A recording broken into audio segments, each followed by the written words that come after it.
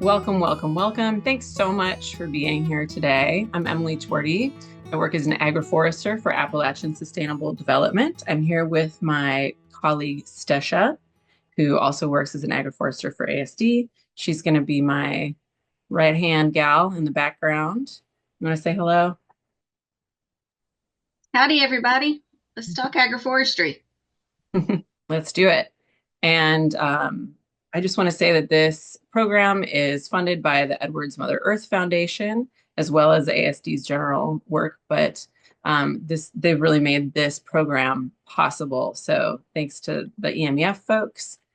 And here we are. I'm going to introduce our guests, Hannah Hemmelgarn, Kate MacFarland, and Kitt Healy in depth in a few minutes. So I'm just going to put a pin in that, but really, really, really excited for this group of really talented individuals to be gathered here today. So thanks, everyone.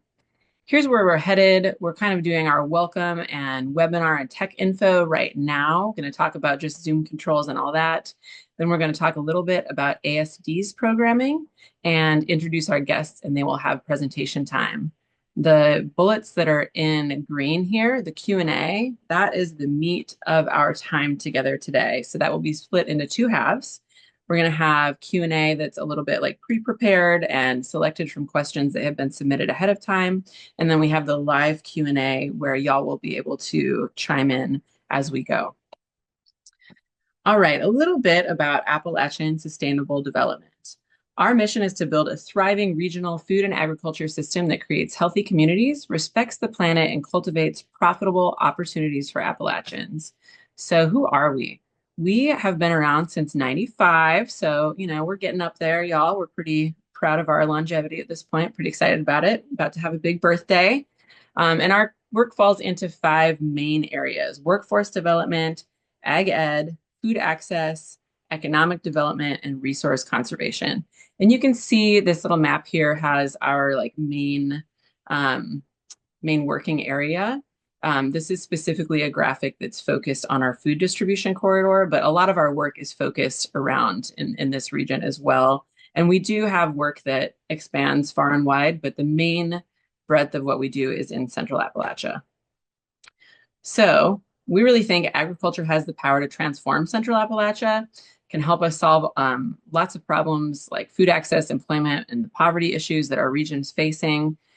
Specific to Central Appalachia, 1 in 8 families are food insecure. The number of farms and the acres of farmland are in decline. And nationally, we have some of the highest rates of average poverty, hunger, and unemployment. And ASD is really trying to lead the way and be a change maker. And just here are some of the stats on our impacts to date. So far, we've got $40 million in produce sold and distributed for regional farmers. That's through our Appalachian Harvest Food Hub. And then we've got 150,000 plus pounds of food grown by new gardeners, 80 plus raised beds installed and managed at schools and clubs, 5,000 plus acres of forest land preserved, over 300 new farm startups supported through our training and resources, and more than 7 million pounds of local and regional food donated to area food pantries. So we're really moving and shaking. ASD has a lot going on. The agroforestry team is 4 people, and it's in like one little corner of the organization. So there's all kinds of stuff going on. One of the things we're most excited about is that we're building a destination agricultural campus to support regional activities. And we are in the middle of a capital campaign. We've raised several $millions for this. It is Giving Tuesday season. If you know anyone with like lots of money that wants to put their name on a building, we have all kinds of opportunities for you. Or if you have $5 and you want to donate, that's also extremely welcome. Just quick, a little bit about the agroforestry programming. You can find us, you have to like go to the programs tab and find agroforestry. As you can see, there's a lot of programming. One of the main things we work with are funding opportunities to help get agroforestry practices out on the ground. We're working with 3 main grant programs right now: the Expanding Agroforestry Project led by TNC, the Catalyzing Agroforestry Grant Program from Virginia Tech and EMEF, and then also the Assets Grant Program led by Virginia Tech and Working Trees. You can find information about all of those on our website. Another important pillar of what we're doing, Stesha has a huge hand in this, is the Agroforestry Trainings for Natural Resources Professionals program, or as I like to call it, and no one else does, AFNERP.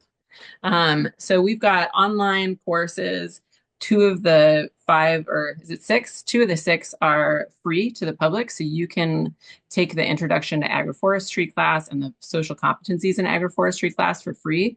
And the rest of those are actually available at a really cost-effective bundle of, I think it's $99 for all of them. So, and it's like many, many, many hours per course. Like some of them are 20 hours or more. So it's a really great self-paced learning opportunity. And then we also have in-person trainings at demonstration sites that are geared towards national or natural resources professionals too.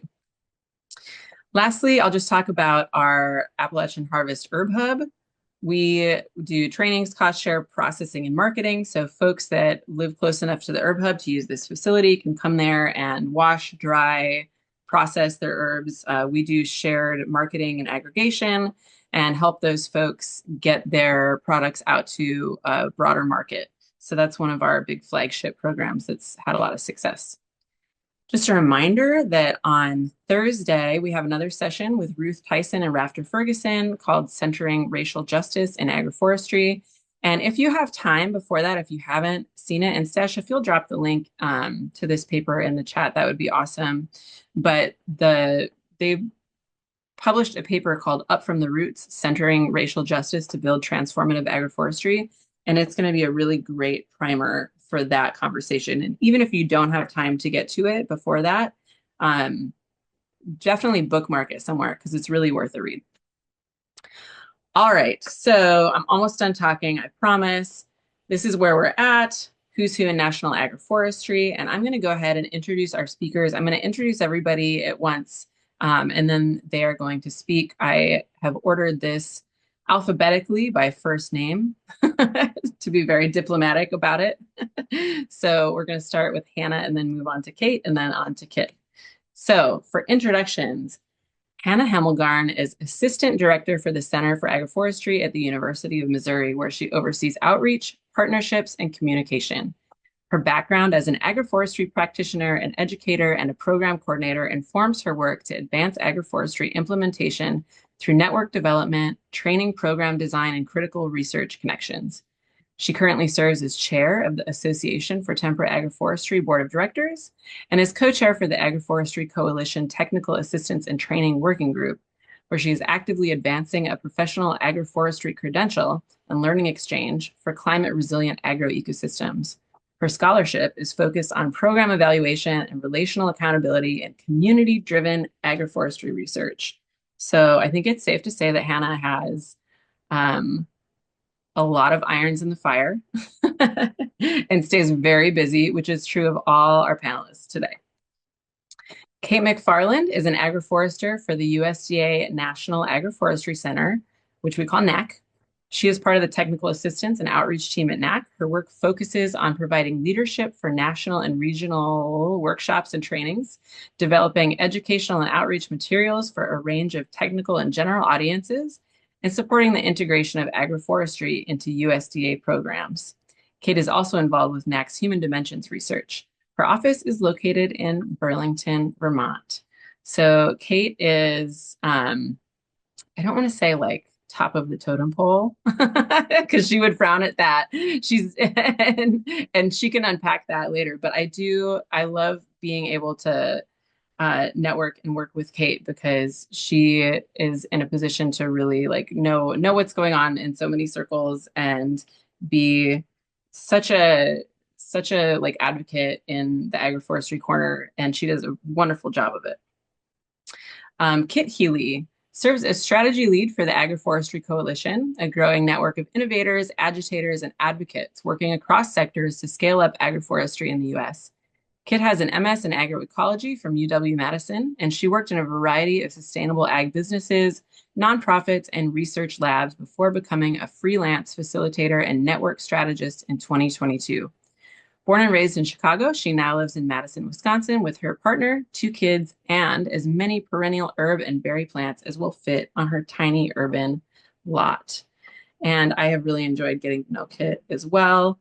Have been really impressed in particular by her facilitation skills, and it's been fun to learn from her. So this is our panel today. Before we move any forward anymore, what we're going to do is send out a poll just to get stats on who is in attendance today. Stasha is going to launch that poll. I'm going to stop screen sharing. While we're doing the poll, we can go ahead and transition into Hannah's slides. All right, so we've got a lot of farmers in the crowd, about 50%, natural resources professionals, interested folks, a few students and others. And then just a couple folks who aren't growing anything, a good amount of folks who are growing annuals, about half growing perennials, a little more than half growing tree crops and shrub crops. That's awesome. And maybe a third in medicinals and non-timber forest products. So I hope that educates y'all to know who your audience is. And I am going to stop sharing and hand it over to the lovely and talented Hannah Hemmelgarn. Take it Thank you, away. Emily. You Can bet. I ask before I get started to have folks who identified as other drop their how they identify themselves into the chat, just out of curiosity. Yeah, It is definitely. connected too to the this whole scene of who's who and Yeah. how we Ooh, a think of science ourselves. writer. That's fun. Okay, and I'll get started while folks are doing that. My name is Hannah Hemmelgarn, like Emily said, and I'm full-time employed with Center for Agroforestry, but as a volunteer chair of the Association for Temperate Agroforestry Board. And AFTA is a work that's a working board, and we don't have any staff. So just to have some context on the sort of capacity for AFTA, and I feel really proud of what AFTA is able to accomplish given those limitations, and really just the passion of so many people within this community. So a little bit of context on AFTA, Association for Temperate Agroforestry, now a little more than 30 years old. And I saw that Mike Gold is in the audience here, so that'll be great to have his perspective. Mike has been part of AFTA since the beginning and has been really a mentor for me in my time working in agroforestry. And this is what's quoted on the right here is from an article he wrote on AFTA's beginnings in the very first Temperate Agroforester AFTA newsletter, which I think just goes to show that just really time is relative, right? And our role to play in agroforestry is just a small part of it, and just the intergenerational nature of this work, I think, is really important to point out. So, um, at the time that AFTA was founded, uh, it was seen as a long overdue need for a voice for temperate agroforestry, and certainly that has not changed. But a lot of other things have changed in the last 30 years. So really, and I want to come back to the fact that AFTA is, in terms of the folks working within the sort of core of AFTA, is really small. So really, the central part of what we do is that we host a North American Agroforestry conference every other year, and that conference, I first got involved with AFTA attending the conference in 2015. So just not even 10 years ago. And we, Center for Agroforestry at University of Missouri, will be hosting the next National or North American Agroforestry Conference next July. So save the date. We will be posting the abstract submission form and registration forms very soon. And I think Stesha should have the link to share in the chat for the save the date that'll have those links really soon. I think overall, AFTA, in line with the changes that we've seen in the last few decades, is really shifting its approach. So, and some of this also has to do with these other organizations that are growing and filling other niches in the important work that's happening. So, historically, AFTA really has been academic and agency oriented, I would say. Think of AFTA as a sort of professional association for agroforestry. So, moving now into being more inclusive with who we want to make sure is at the table as part of the professional agroforestry community, including land stewards, as scientists, as advisors and mentors and innovators in this space. And then the research side, really carrying from the foundational biophysical, ecological, research now into thinking about readiness for implementation, having the right community of technical assistance and training providers, the market development and adoption, all of those, the human dimensions piece is really growing, I think, more recently with agroforestry research. And then we're also being really intentional about how we understand our boundaries. Temperate agroforestry, temperate North American agroforestry can be a little bit amorphous, especially when everyone has their own sort of boundaries, regional boundaries for their organizations and their work. And we want to make sure that even though we call ourselves the Association for Temperate Agroforestry, that we're not excluding voices from tropical or arid climates and all these folks that we can really be learning together, learning from the work that's happening and making sure that we're creating the pathways and networks that can effectively create that collaboration.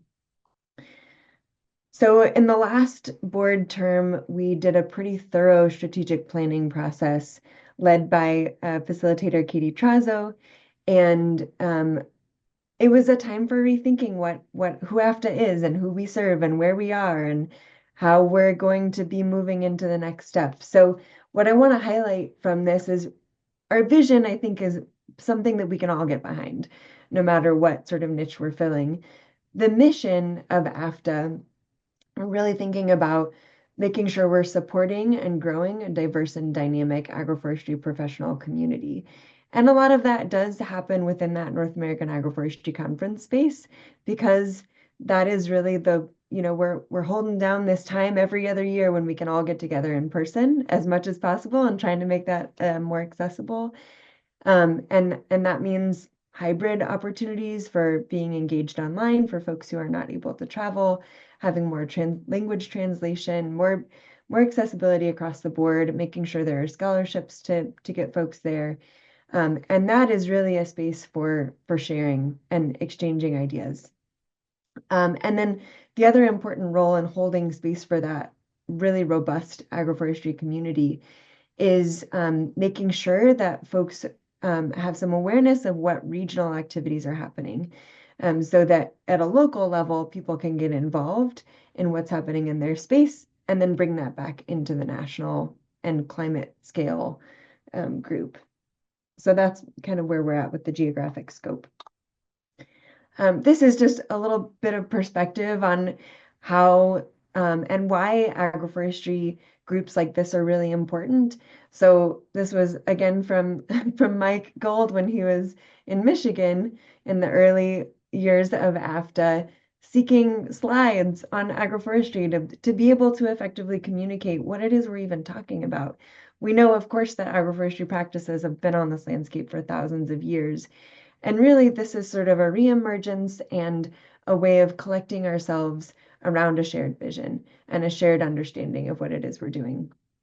So moving from that now to the work that Kitt is leading with the Agroforestry Coalition, the Communications Working Group put together a speakers bureau and getting the word out on like how can we make sure that there are enough people in all these different places that are doing great work that can be good representatives, vetted representatives of our shared vision.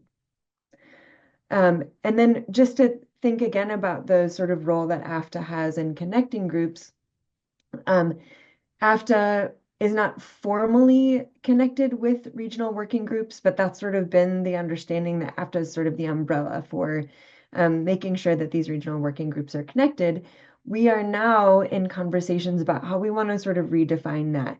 Not all of these new groups and sustaining long-term groups think of themselves necessarily as working groups.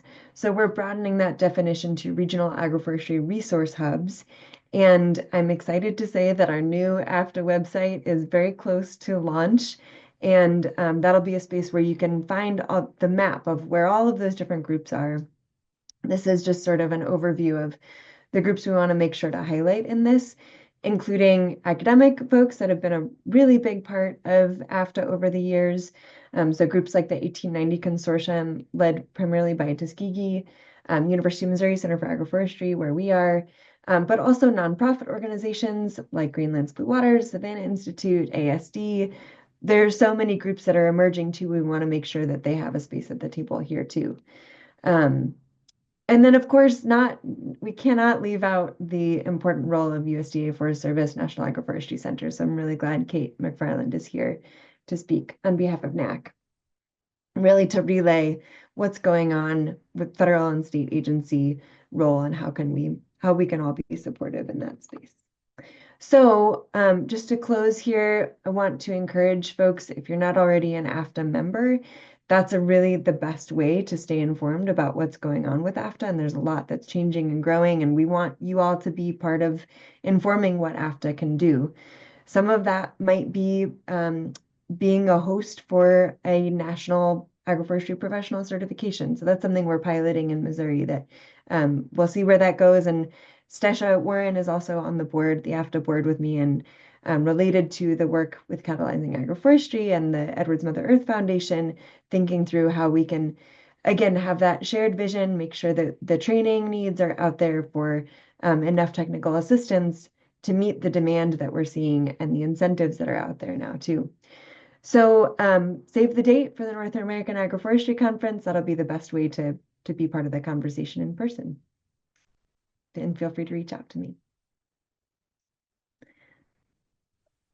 That is all for me. Thank you. Thank you so much, Hannah. It's funny because I work directly with all three of y'all. And anytime I hear your professional presentations, I'm like, man, everyone is doing so much all the time. And that's really, I know we also heard like one little slice of stuff that you are involved in, Hannah. So thank you so much for sharing. Kate, if you want to go ahead and get started sharing, and I know that I referred to you as top of the totem pole, and I know that it's really important to you to not be seen that way.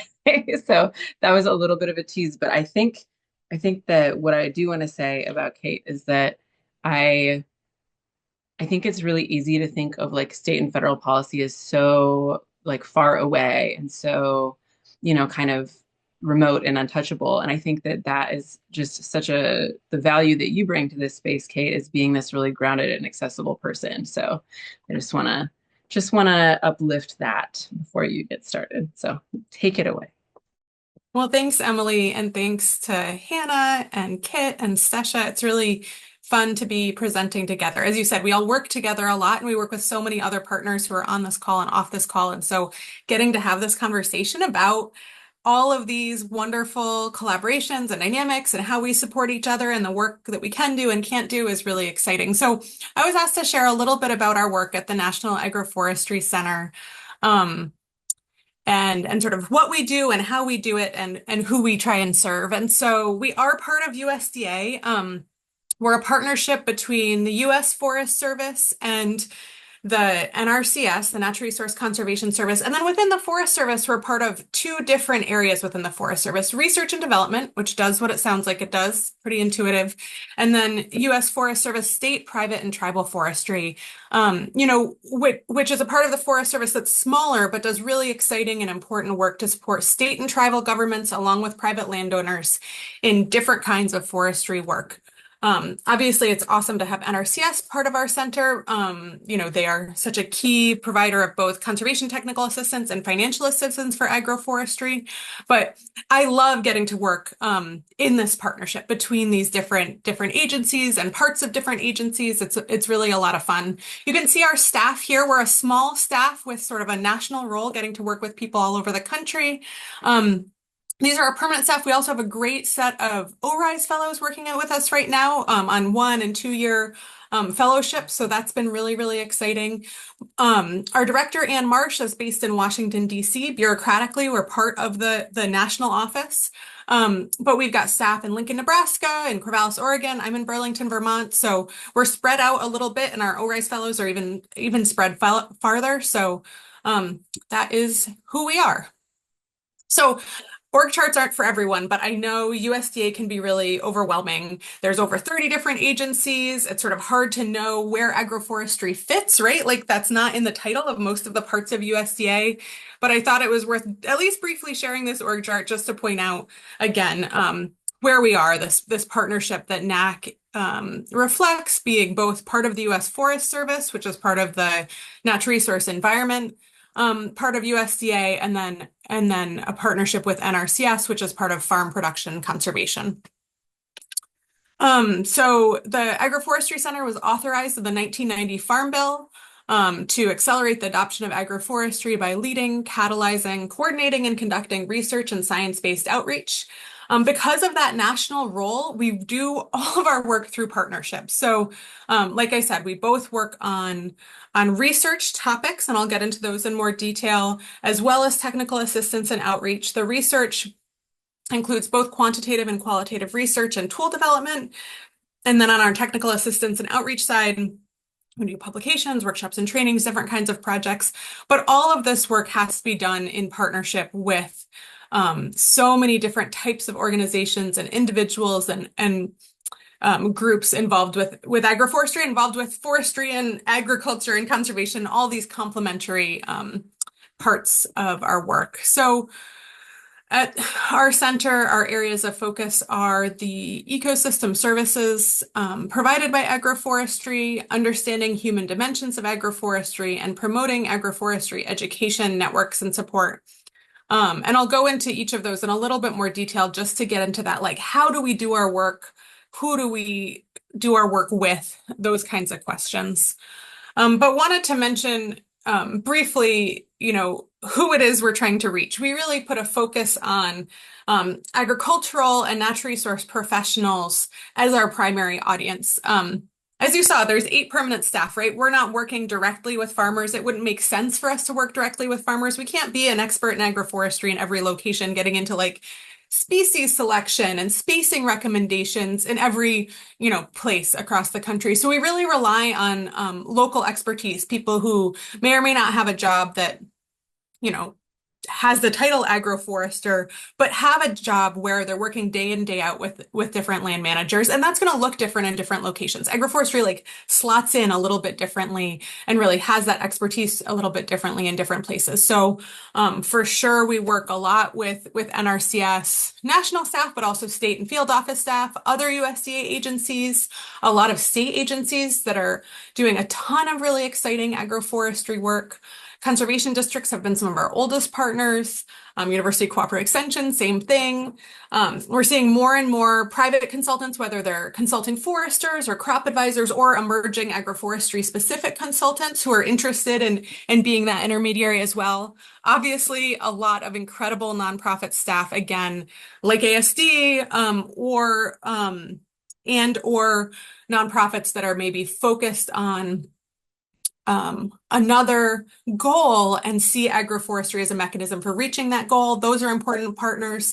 Farmer educators play such a key role in that peer-to-peer education and supporting farmers in their decision making. So I sort of see that as part of the wonderful universe of ag advisors and natural resource professionals who we think of as our key audience. But again, we really try and take in information. I know my diagram has a lot of arrows, but take in information from farmers and land managers for sure to help guide what research we want to do and what kinds of technical assistance materials we want to put out.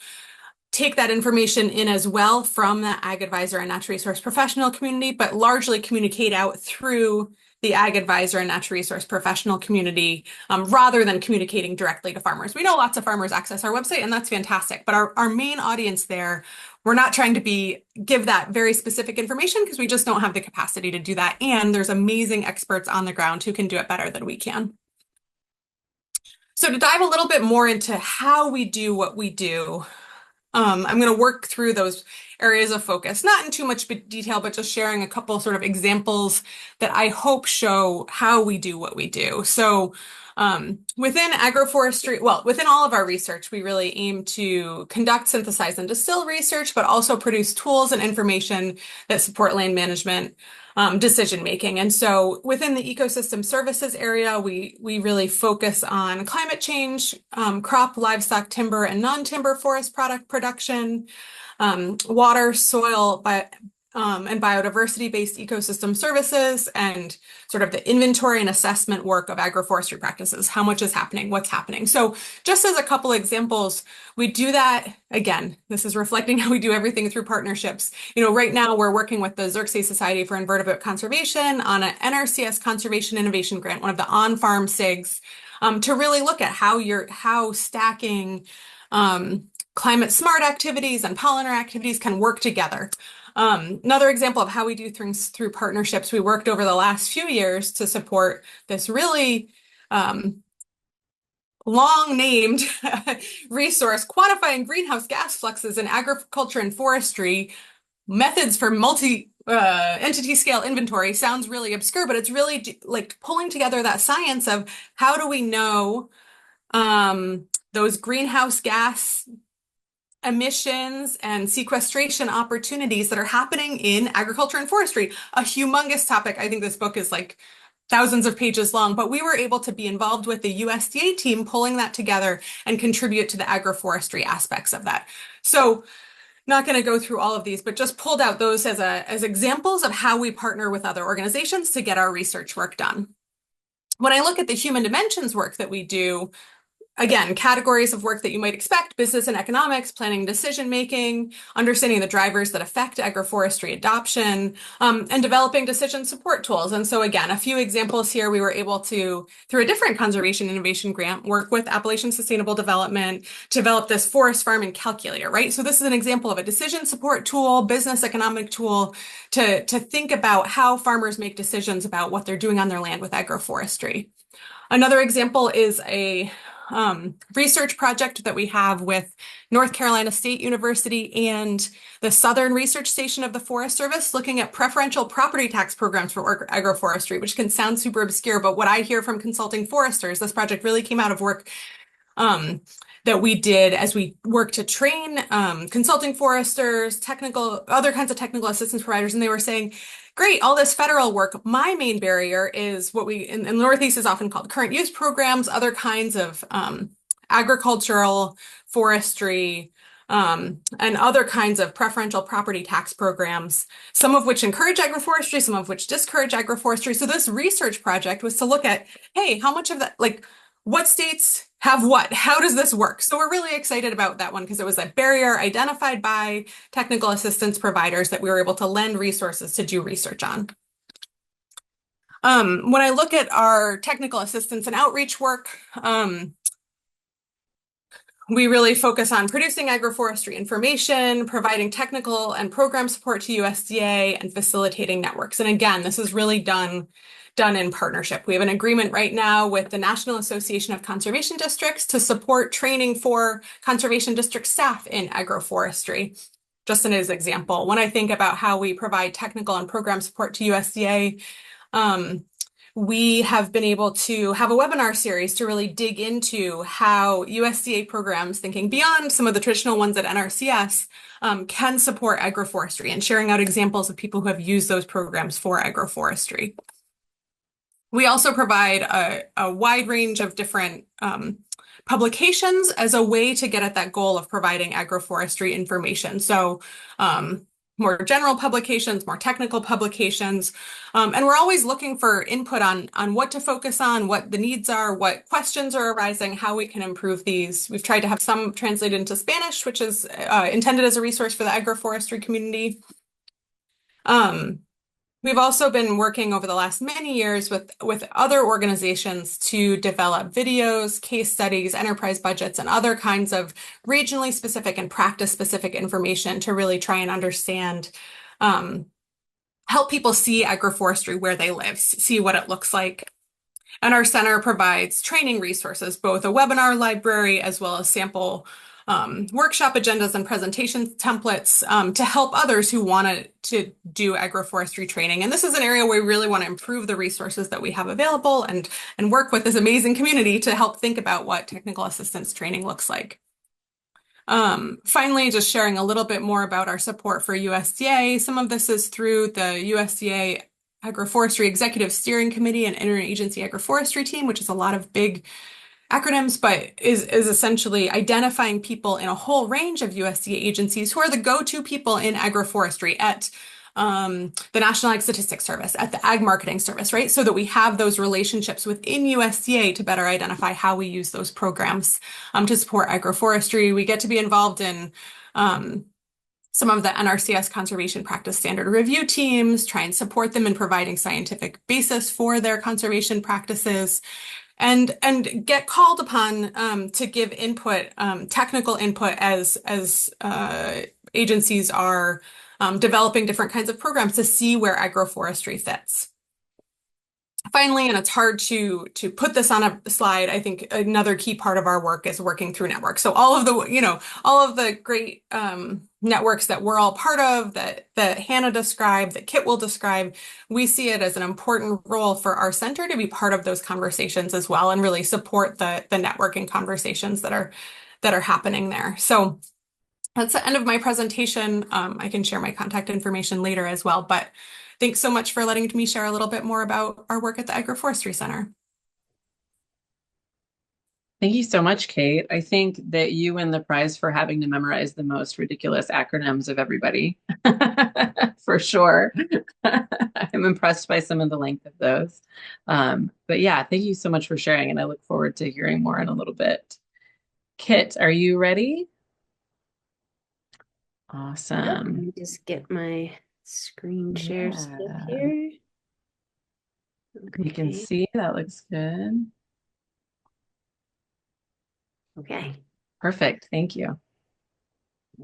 All right. Hi, everybody. Thanks to Appalachian Sustainable Development, Hannah, Kate. It's really a pleasure to be on this call with you all. As Kate said, we're just 3 nodes in a much bigger ecosystem of work that's going on in agroforestry. And so I think we had a conversation early on about, how do we make sure that we're drawing in all of our partners and we're showing how interconnected we are. And that's really, it's the reason why these 3 organizations exist, really, is because there's so much other work going on the ground out there. So we just have the pleasure of getting to meet a lot of people in a lot of different places who are doing really important agroforestry work. So I get to tell you a little bit about the Agroforestry Coalition today. So I will start with our 3 guiding statements in the Agroforestry Coalition, and I'm going to read through these statements, and then I'm going to pull out 3 themes that kind of run throughout that will tell you what the Agroforestry Coalition is and what we do and how we do it. So our purpose is that we are a network of advocates, innovators, and agitators working across sectors to advance agroforestry in the U.S. Our core belief is that agroforestry is an essential element of systemic solutions to the climate, biodiversity, food security, and rural development challenges of our time. And our theory of change is that connecting people across the agroforestry space and adjacent fields will accelerate collaboration and yield novel solutions to persistent barriers to agroforestry adoption. So the 3 kind of keywords in here as it relates to the Agroforestry Coalition are, 1, that we are a network.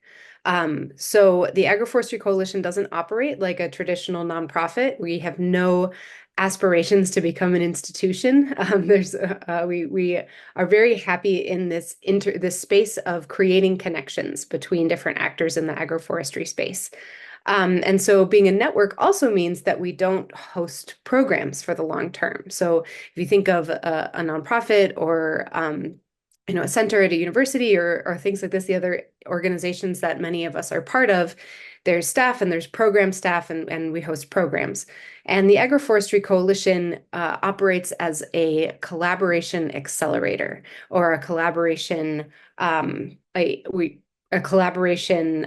the word I'm looking for? I forgot it. Okay, anyways. So what we do is that we host space for important conversations about finding solutions to the main barriers to scaling agroforestry, and then we incubate projects and spin them off to go live in other places. So we'll talk a little bit more about how that happens. But the goal of the Agroforestry Coalition is to maintain our status as a network and not hold programs for the long term, because there are so many other organizations who are part of our network who do that work so effectively and are wonderful homes for those projects. The second thing to note about the Agroforestry Coalition is that we work across sectors. So the kind of fun, rhymey elevator pitch that I like to do sometimes is say we're a cross-sector connector. And the reason for that is that, as Hannah and Kate described, there are these wonderful other organizations who are doing the work of connecting people who are centered in agroforestry. So who are doing the on-the-ground research, education, and adoption and implementation work that's necessary to advance agroforestry. And what the Agroforestry Coalition can do is help build bridges to the adjacent and intersecting other fields that are necessary to be in alignment in order to advance agroforestry nationally. So this is why we have a finance working group, for example, that's working on developing alternative financing mechanisms that are suited to agroforestry. We have a policy working group. We have a market development working group. We have a communications working group. And we'll talk about what all those working groups do in a minute.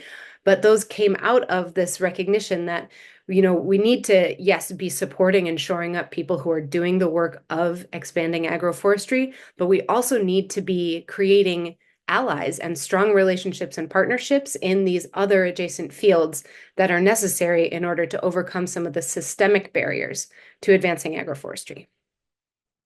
And finally, advancing agroforestry. What does that mean? What does that mean to the Agroforestry Coalition?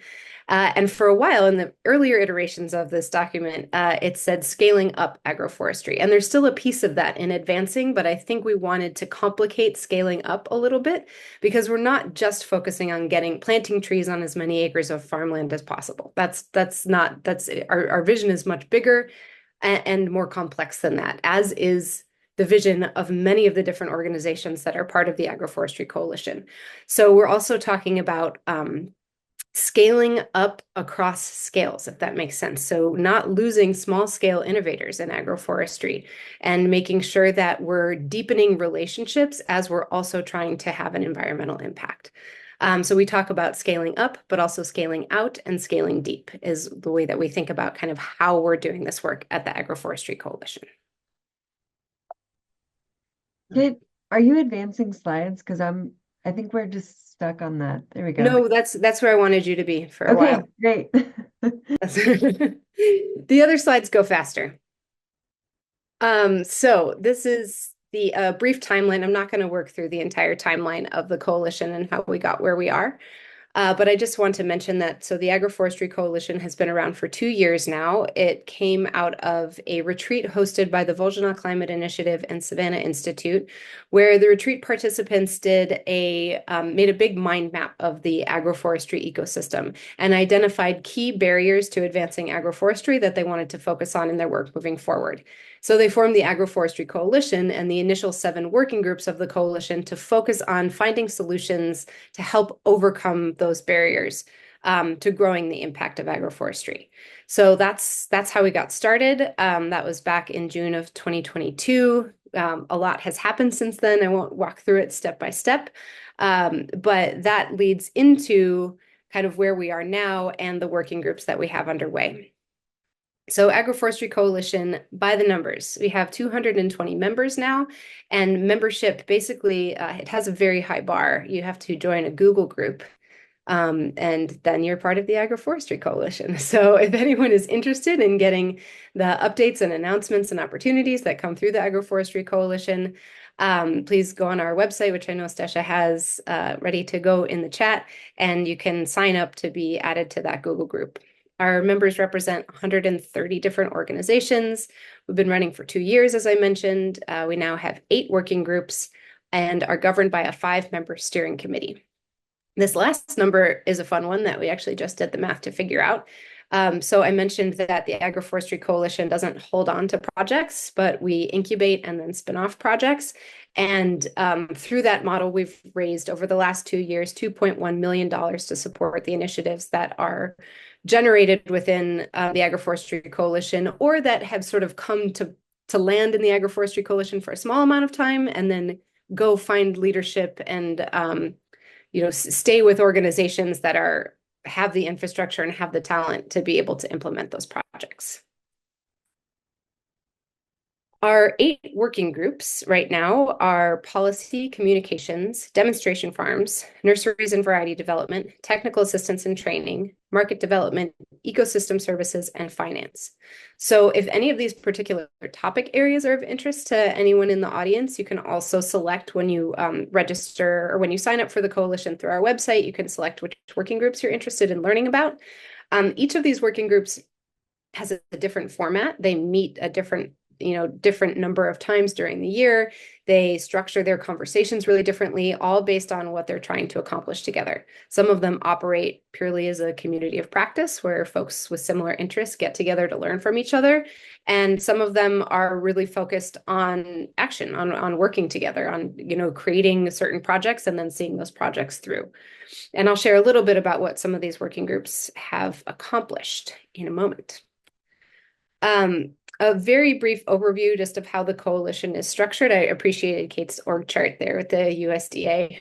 It's hard to wrap your mind around. This one is very much simpler. But as I mentioned, we're governed by the steering committee, a 5-member steering committee. We just elected a new steering committee for the first 2-year term in our history. But the Agroforestry Coalition is technically a project of Savannah Institute. So after that big meeting where a group of people decided that we needed to launch the coalition, Savannah Institute was tapped to incubate this network while it is growing and finding itself.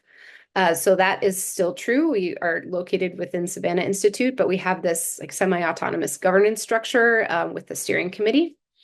Then we have a few part-time staff who support operations, our working groups, and this year we ran a community organizer training since a lot of folks who are doing this work in agroforestry are where we are because of our technical skill, but we're also asked to do this network development. We're in charge of building these and stewarding relationships. We're working with farmers on the ground to support them in changing practices. So there's a heavy element of organizing that goes into, I think, a lot of folks' work when you're on the cutting edge of anything.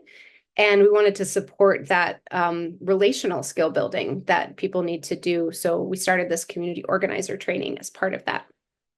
And then, as I mentioned, we have our general membership as well, organized through the Google group. Just a few of our accomplishments over the last few years. Emily, it looks like I have 2 minutes left. Is that right on your Yeah, clock? that works. Okay, right on. Okay, great. So our policy working group especially has been very busy, but all the working groups have been doing great things. And again, launching interesting projects that are living in other places. And so the policy working group published a white paper in 2023 that we can definitely share. I didn't have the link to that ready to go, but that's easy to share out afterwards. Our policy working group co-chairs, Bevan Christel, helped to organize support for the NRCS Agroforester position, which Kate mentioned on one of her slides. And I'm sure many of you have been looking at the Farm Bill language, the new fleshed out version that came out of Senator Stabenow's office. There's a lot of agroforestry provisions in there that our policy working group co-chairs were pretty instrumental in getting out in front of the folks who were drafting. Our demonstration farms working group built a national map that is now going to live with Arc Exchange in the Catalyzing Agroforestry program. So that's going to get built out soon. So folks will be able to find different demonstration farms near them to be able to learn about agroforestry. And we have successfully fundraised now, or we are fundraising for an agroforestry focused business accelerator. I don't have time to go through all of these, but I can share this with anybody who's interested. These are some of the policy provisions in the Farm Bill that are related to agroforestry. So I'm sure this is of interest to folks, and I'm happy to share that out. Here's a few more of our accomplishments. We've mentioned the Speakers Bureau. We've done some research and have started, we piloted a nursery-focused grant program and are working to make that more permanent. And then we have successfully raised money now to start a business data benchmarking project to help support creating financial mechanisms for agroforestry projects. And that is the overview. I'd love to talk more to anyone who's interested. So, and with anyone who's interested. So please, be in touch. And thank you to our sponsors as always. Thank you so much, Kitt. And thanks also to Kate and Hannah for sharing. I will say, when we wanted to have this session and we were trying to figure out like, oh, how do you even figure out who to include in a session like this? Because there are so many players in the field. And really, when we were brainstorming people, a lot of times we kept coming back to these sort of main tent poles. And so that's sort of how we arrived at having AFTA, NAC, and um, the Agroforestry Coalition, AC. No one calls it that. And yeah, I just want to say, and I know that everybody has called this out, but any national work is just necessarily so interconnected to regional hubs and um, then regional hubs on downwards. So like all of these, everything is so interconnected. And I just really want to appreciate y'all for being willing to kind of step up in this moment and represent these organizations because, it is really this agroforestry is this interdisciplinary, like networking, interweaving culture. And I think I don't remember which one of you on the call said that really national agroforestry's role is often in inroads. And so, helping people to find the right inroads. So I know you're all really doing a lot of work just acting as those connectors and those pathways. So thank you so much. We are going to jump into our Q&A. As always, if you have questions cooking, put them in the chat, or not the chat, put them in the Q&A, which I see people are doing. And we will get to those right after this first batch that we have from pre-submitted questions. So first of all, and this is for all of you, what do y'all spend most of your time doing? Like, and then maybe what are the things that your org doesn't? You've said some of this already, but maybe if we could just get like, the quick 30 to 60 second blurb, like this is what we do, this is what we don't. Kitt, I think, probably covered this more exhaustively than the other two, but Kitt, why don't you start since you were just speaking and maybe fill in any gaps? Sure, I'd be happy to. So I spend a lot of time doing various versions of relationship development, talking to people and attending meetings and also strategizing, especially with the working group co-chairs on what processes they want to lead their groups through for collective decision making and action planning.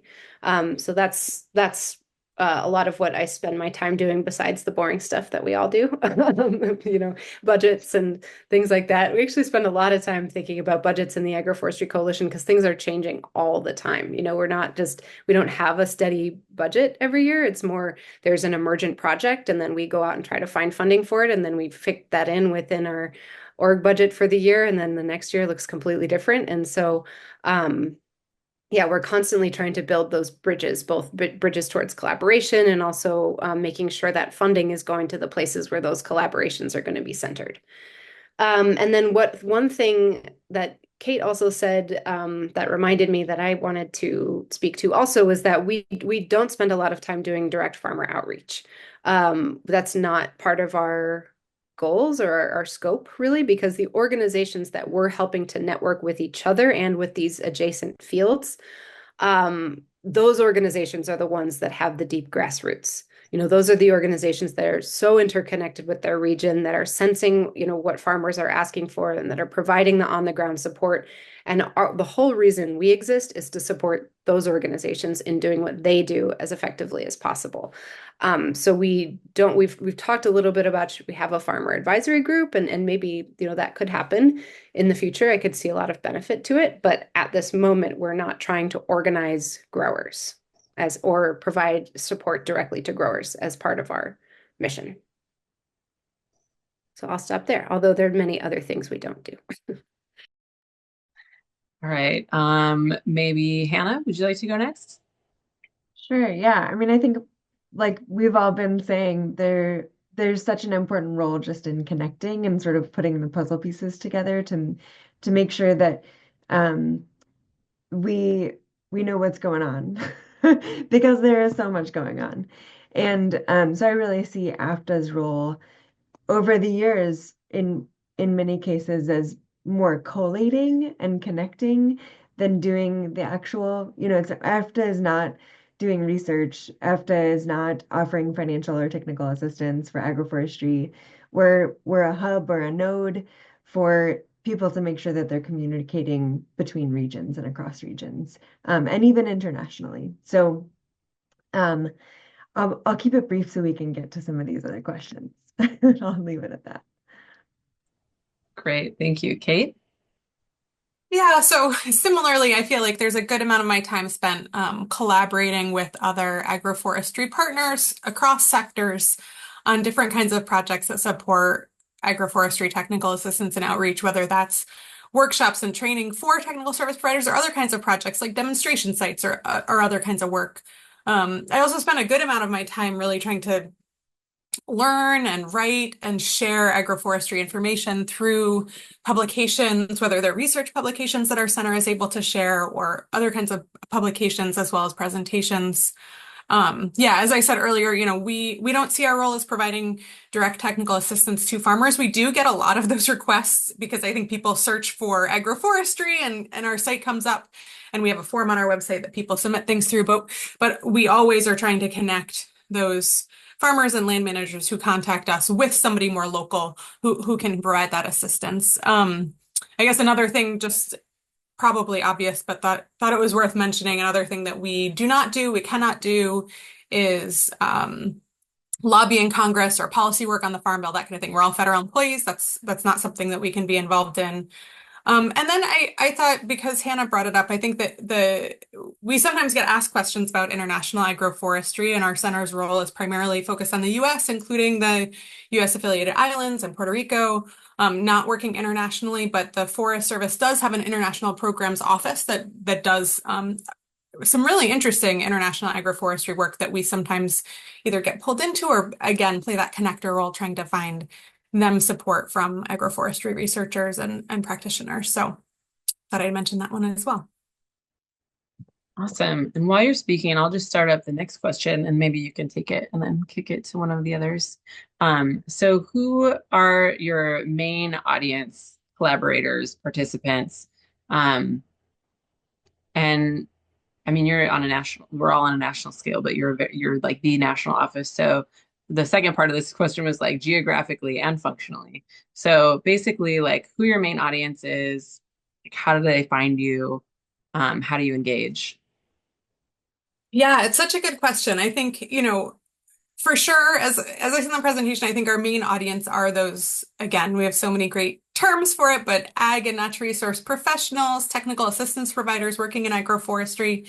That's who we see as our main audience. I think, our research team in particular obviously also works with agroforestry researchers within USDA, at universities, at other organizations. When I think about how people find us, it is largely through our website.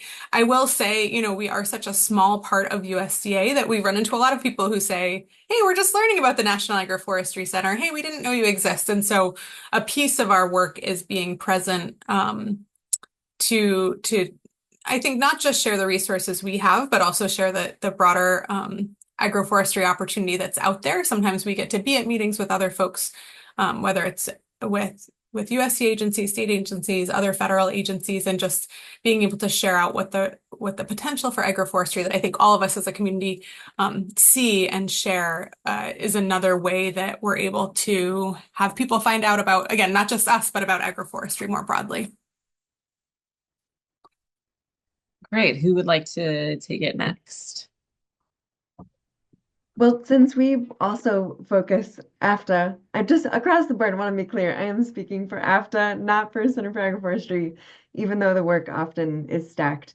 But yeah, you're we're walking really a focused. tightrope, so thank you. Yeah, for sure. Yeah. And also involved in the Agroforestry Coalition, so it gets confusing. But yeah, we're also focused on agroforestry professionals and really thinking more broadly about what that means. Like I mentioned, wanting to make sure that we're engaging with land stewards, and so much of it, because it is such big national work and so many more people are involved now than ever before, thinking about how we can best be bringing together voices across regions. So those regional resource hubs are really important in that, and the leaders of those resource groups, which is always changing too, and new folks are coming on and folks are cycling off and doing different things, but staying up to speed on that and making sure that those, I would say, agroforestry professional leaders or innovators and mentors are part of AFTA's this core conversation around who we are and how we can serve people.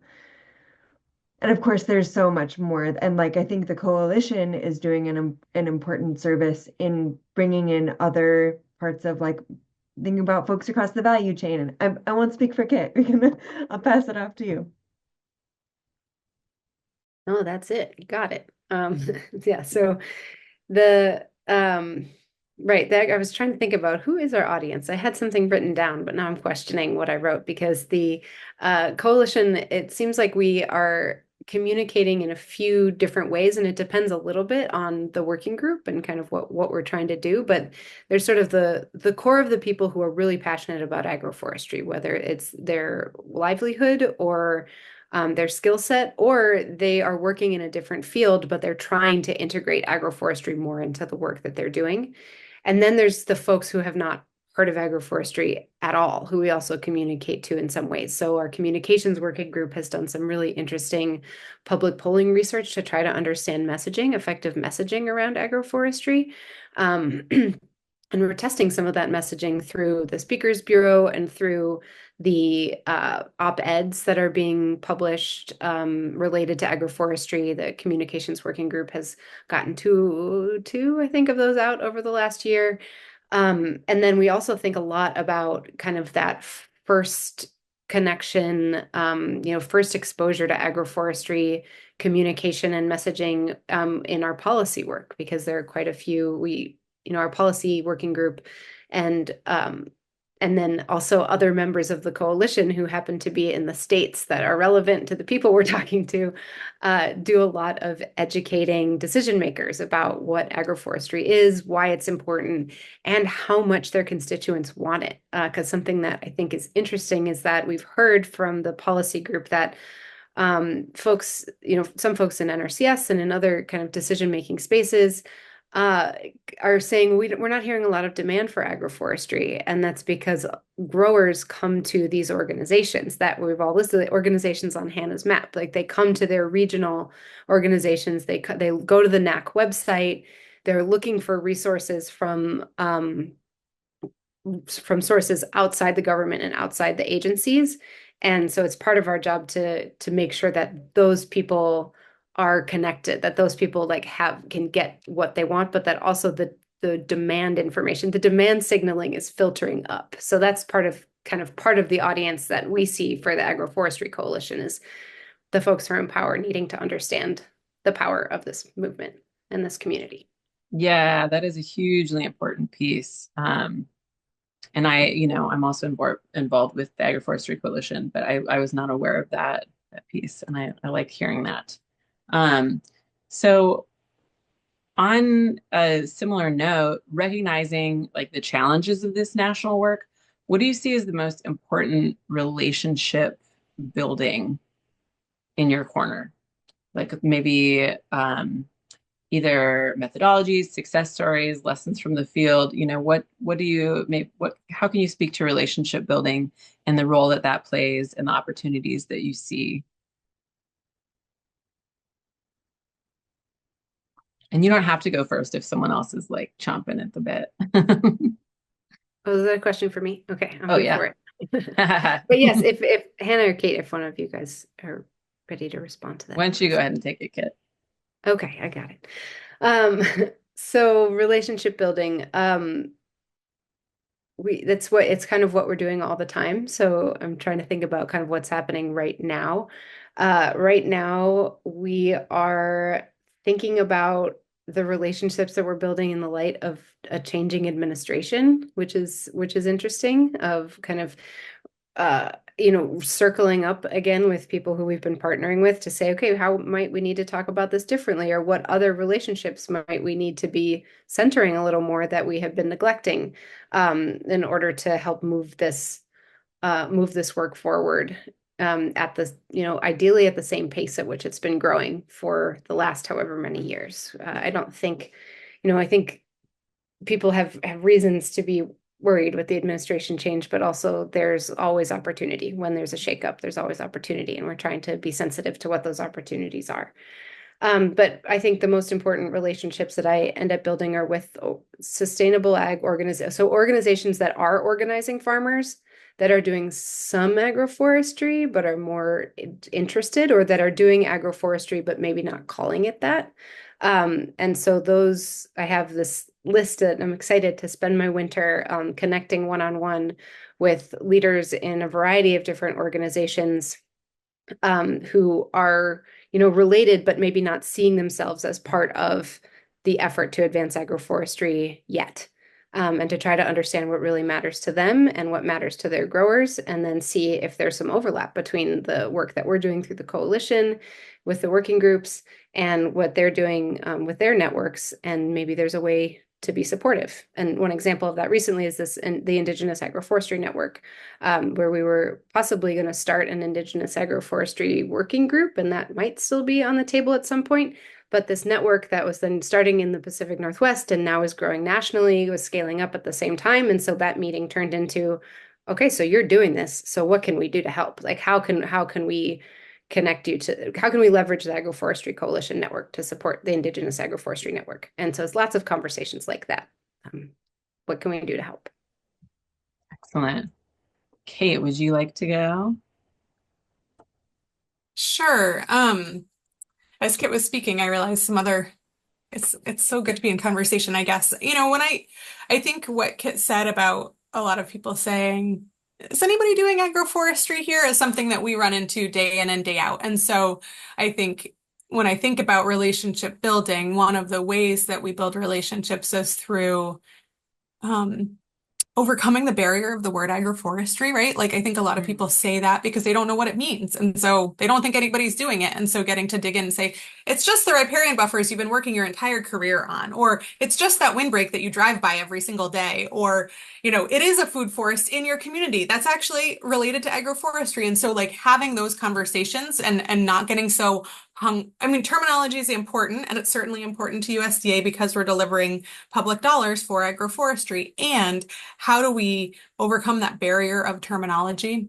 Another tool we have used and that we're excited to share going forward is that, that this is getting into nerdiness here, but like the Census of Agriculture has this one question on agroforestry that just says, are you practicing, and it lists 5 practices. It's an imperfect question, but it now lets us have maps that show who says they're doing agroforestry in different places. And so in recent workshops with other USDA staff, but I think this is also effective with all different kinds of people, we're able to show a map, a county map in a state of saying, this is who says they're doing agroforestry. So obviously there's hot spots and lower spots across the US, but that's a way to engage in that conversation and say, look, there are people who are doing it. Yes, this is a real thing. Because I think sometimes that's our biggest barrier in agroforestry is just confusion or terminology stuff. And so I'll put the link to the 2017 data in the chat here, and we should have the 2022 data coming out very, very soon. So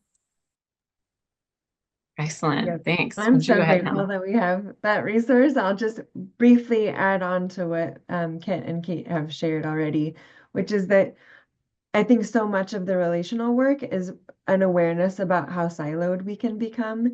And, like when you're really embedded in it, it's easy to have more of a shared story.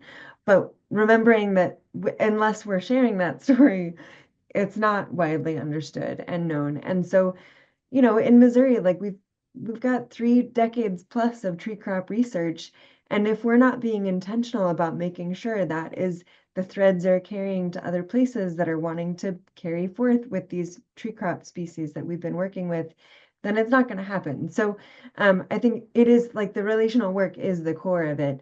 And coming back to something I said right at the beginning about the intergenerational nature of it, that's kind of speaking to the point about the change in, who's carrying policy forward and who's at the table, not only with agencies, but in academic spaces too, and in nonprofits. Like there's turnover, and that's sort of the crux of the intergenerational piece.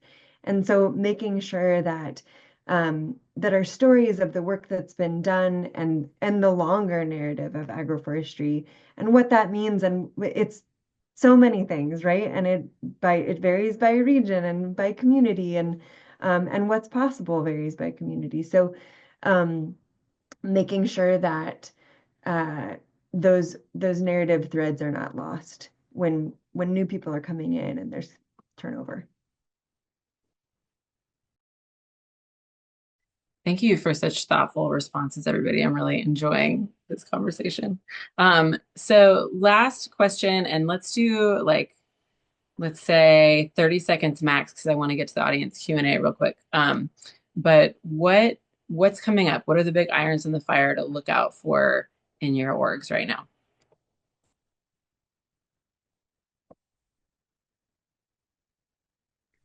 Well, you already mentioned that. Oh, go ahead, Kitt. Nope. You mentioned the catalyzing agroforestry and ARC exchange, the Agroforestry Regional Knowledge Exchange. I am really excited about what all of the things that's happening with that, and in some ways, it's connecting all of the work that we're doing. It's another space where I think folks who might be drawn to NAC specifically, or to the coalition specifically, or to AFTA specifically, can find a place to come together and to have some awareness of each other's work. So specifically, something that is growing from the work we're doing at University of Missouri, but also thinking about the future of AFTA and how AFTA can play a part is around what I mentioned with the agroforestry professional certification. So piloting that right now just in the state of Missouri, but the work that's happening with these agroforestry trainings for natural resource professionals and having a replicable model for training is a really big piece of thinking through what a professional certification should look like as we expand that more broadly. So if you are interested in that, please let me know, and we can talk more about how it's all coming together. I'm really excited that the Agroforestry Coalition has our new steering committee coming on board. They are awesome and are going to be tackling this big question of what does membership mean in the coalition. It might be more than joining a Google group sometime here in the near future. Because if we're doing all this policy work, but we also have folks like Kate who are involved, we need to make sure that we're really clear about what it means to be a member or to be involved at different levels of the organization, so we're not accidentally representing someone who can't actually be represented in some of the policy work that we're doing. So that's kind of one thorny question that the steering committee will be tackling, and all the working groups are starting with new exciting ideas of what they're doing in 2025. So that'll be fun to see unfold as well. I'll share two quick things. One is that we were able to follow up with people who said, yes, I'm doing agroforestry in that 2017 Census of Agriculture, and send them a more extensive National Agroforestry Producer Survey, this longer survey to really learn what they were doing. And so we have been working through the data and working with NAS, the National Ag Statistics Service, to be able to share that data and really get to share out more about have more data on what agroforestry producers are doing, what challenges they're running into, what benefits they see, what species they're using. And I think this is going to be so helpful as we think about our shared technical assistance work and really make sure that we're addressing the barriers that people are running into and that kind of a thing. So that's really exciting. I think also at this time when so many people are doing important implementation work in agroforestry, here at NAC, we've been writing some new agroforestry notes and updating some older agroforestry notes, really just to support those people doing technical assistance. So we've got some coming out in the near future on silvopasture, food forests, some vineyard agroforestry system notes. So excited about those technical resources too. That's great. That's great. Thank you all so much. Okay, so we are going to get into the live Q&A. I'm going to go through what has been kind of volleyed out into the Q&A, and some of these have had some responses, and some of these are going to be specific enough that it's probably not within the scope of today. But what I want y'all to do is like imagine it, because we all do get some of these questions in our inboxes like with probably extreme frequency. that's like, I have this very specific question about a practice or a species. And so maybe y'all can pretend to answer those emails, as it were. So if that happens, feel free to approach it from that direction. So let's see. So first off, does NAC interact or collaborate with ATRA? Yeah, we do. One of the regional outreach projects that I mentioned was with ATRA and NCAT focused on urban agroforestry in Texas, but we've also worked with them for many years because we're all trying to share great information for producers. So yes, we've gotten to work with them over the years. And I'm about to drop that link in the chat. While I'm doing that, do you want to speak just a little bit to like what y'all have maybe been collaborating on? If there's any specificity to share. Yeah, I'll share the link to some of those resources that were developed. There are these great case studies and videos about urban agroforestry. Awesome. Perfect. Thank you. All right, let me get back to the Q&A. Oh, the org chart is very helpful, says Victoria. What is so funny, not many groups of people do I have this experience in, but before this webinar today, we were going through slides and Kate's org chart popped up and Hannah just like had the most like comforting sigh. She's like, ah, I love an org chart. You're not alone, Hannah. All right, here's an AFTA question. What are the ways to be involved with AFTA? I was a member at one point, and at that time there was little engagement opportunity. Yeah, for sure. That's a great question. I think it also comes back to the importance of like when you have really specific questions about what's going on or what you can do to think about who your nearest regional resource hub is, because that is the best, one of the best starting places. And I'm really excited that on the AFTA website, we will have that map with more information about all of those groups that I had listed. And if you are part of an organization that you think should be on that list of agroforestry resource hubs, please also reach out to me to let me know. And there will be a space for sending messages specifically to AFTA folks too. One other way, well, okay, a few ways. Obviously, attending the North American Agroforestry Conference is the best way to be connected with that community. And there is a discount for AFTA members that is, I believe, greater than the cost of becoming a member, so it's a good deal. And we're really thinking through what other member benefits and other ways members can be involved right now. So if you want to be part of that conversation, every 2 years we have a new seats on the board of directors for AFTA that come up. So at the 2025 conference in Missouri, we will welcome a new set of AFTA board members. So if you would like to be part of that, please keep an eye on the new AFTA website as soon as that's released. Becoming a member gets you on the AFTA listserv. So the AFTA Temperate Agroforester newsletters will come to you. If you don't want to become an AFTA member just yet, you can also sign up for the Center for Agroforestry e-news, and we'll make sure all of that AFTA information is there too. That's just a monthly email. And yeah, and I think specifically that was Ray Lynn who asked the question, and I want to encourage Ray Lynn to become part of the 1890 Agroforestry Consortium since you're at Lincoln University. So, and I can connect you with folks who are leaders in that group if you don't know how to find them. I'll respond in the Q&A with info on that. Great. So this is edging on technical, but I am curious to hear y'all's answers. How can beginning and small farmers best utilize agroforestry practices? Kitt, you have a thoughtful look on your face. You all do, but Oh no, I was just thinking, don't call on me because I'm not an agroforester, but I would say that I would refer this question asker to my colleagues at Savannah Institute who have lots of information on this topic, but the other two also have lots of information, so I yield.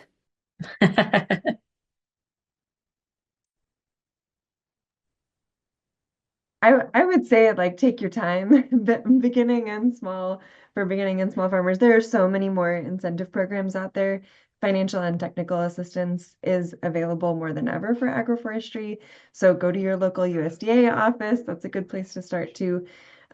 Extension folks need to be hearing from people that agroforestry is of interest, and then coming back again to those resource hubs.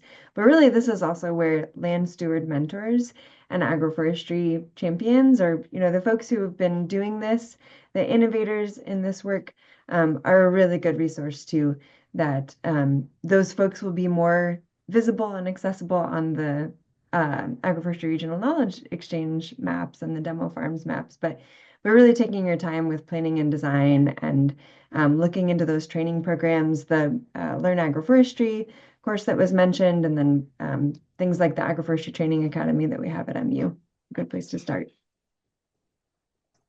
Yeah, exactly what Hannah said. And I'll just add too, I mean, Hannah said this, but I think talking to other farmers, new and beginning farmers, and small farmers in your region is a great way to learn, because people are so generous with willing to share their mistakes and things that went well and that kind of thing. And one other pathway that I use a lot to learn about what's going on for farmers in agroforestry in a place is looking at the SARE projects that have been funded over the years focused on agroforestry. Some of them are specifically funding farmers and ranchers, but also it's a way to find other people in your state who may be doing agroforestry.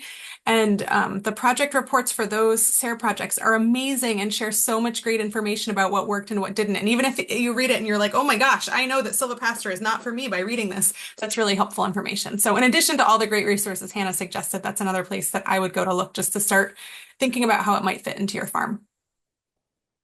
Excellent.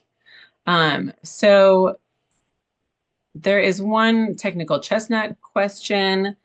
So quick answer, where do y'all send chestnut folks when they come calling? This is a person in Middle Tennessee. I send them to resource-wise, I often point people to the Northern Nut Growers Association. Where else do you guys like to send folks who are asking chestnut questions? We actually have a whole chestnut crew now at the Center for Agroforestry. So chestnut@missouri.edu. It's good email Perfect. to send questions to. And there's the Chestnut Improvement Network. It's a participatory breeding program, but you can be part of the network and just learn from folks there too. So if you just do a search for Chestnut Improvement Network, you'll find it too. And I can drop the link in the chat. So I just want to close out with one last question. Are y'all seeing right now any like real untapped potential or opportunities or programming gaps where you would like to see, like maybe finish the sentence, what we could really use is blank. Like, is there like one thing that really comes to mind where you'd love to see either some organizations or stewards or, anybody stepping up and filling gaps?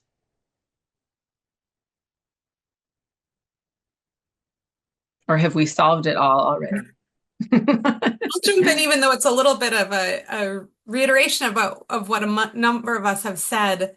I hear the biggest gap is in training natural resource professionals. So we're all approaching this from so many different directions, and so much incredible work is currently happening. And there's a real opportunity to work together to do more training of people within USDA, people at different organizations, people at state agencies, so many other partners who are excited about agroforestry and want to learn more, which is a really fun place to be. Anybody else? Closing thoughts? There are always so many questions to be asked and responded to.